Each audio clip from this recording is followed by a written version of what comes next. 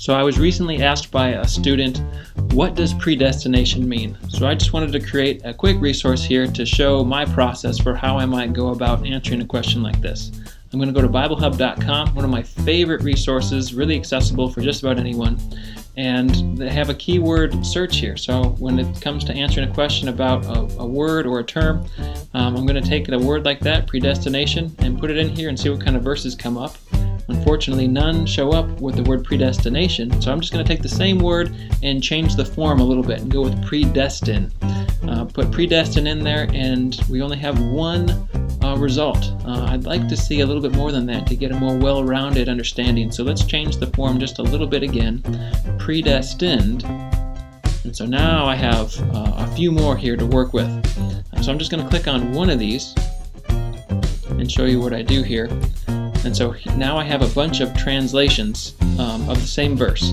The New International Version translation has had decided beforehand.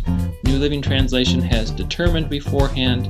And of course the English Standard Version has had predestined to take place. So here's our keyword. I know it shows up in this verse. I'm interested in the original language. So I'm going to go to Greek, which is where we're going to find what does the original word in Greek actually mean. So on this screen we have the English word column over here, had determined beforehand, that's the English translation, and this over here is the word in Greek that our phrase had determined beforehand gets translated from. So I want to learn more about this Greek word. So I'm going to go to this number over here, which is the Strong's Concordance number that is simply a list of all biblical words, Hebrew, Greek, and of course the English translations of those words. And so 4309 is our predestined word here. So we open this up and we have all this information about this word. This is what it looks like in Greek. This is the part of speech that it is. It's a verb. This is what it looks like in English to try to pronounce the Greek word. So we have pro or idzo. That's kind of what it would sound like in the Greek.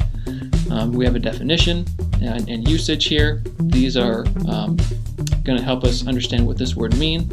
And then literally this word broken up, pro before and horizo, which is where we get our word horizon. So it literally means pre-horizon or predetermined limits, or again predestined.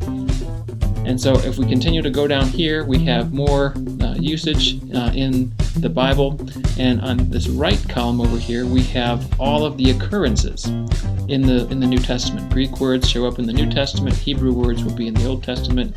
We see we have 6 different verses, 6 occurrences of this word in the Bible, in its original language. And so I can click on any one of these links and go straight to these verses that are in the Bible and see how the Bible uses the word predestined and get straight from the source what does predestination or predestined mean, instead of just listening to someone else.